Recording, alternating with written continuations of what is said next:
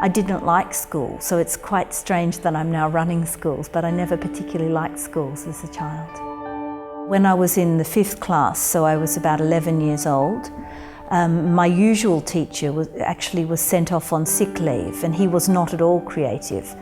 And a new teacher came just for the last part of the year, and she was a specialist in drama, and she was very creative.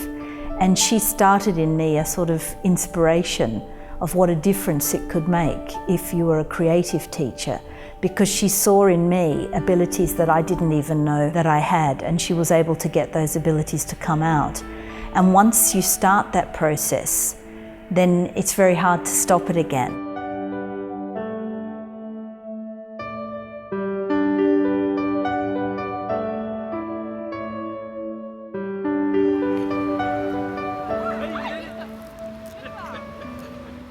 We know that in a child's brain, when they're very little, that there is a lot of neurotransmission. In other words, the brain is very active in the creative areas, allowing information to pass very easily from different parts of the brain.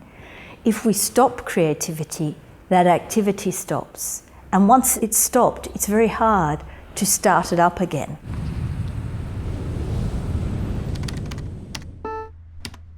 You don't need a lot of money. It's not important for creativity to go and develop in a child. There are some things you can definitely do. So, for example, using the local environment.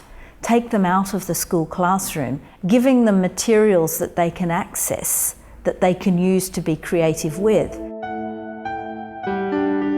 You can also have flexible systems. So, for example, a timetable. If you say my lessons can only be 40 minutes long, then what you do is perhaps in the 39th minute, a child starts to be creative. And if you stop them then, you're going to miss that creativity.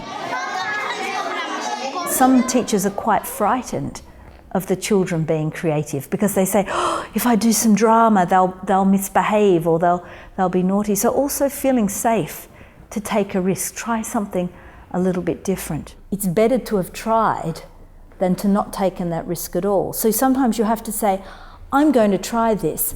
I don't know if it's going to work. Maybe it's going to not work, but let's try it together. And the attitude of the children changes quite a lot because they see, my teacher is willing to try something. You know, maybe I should try something as well.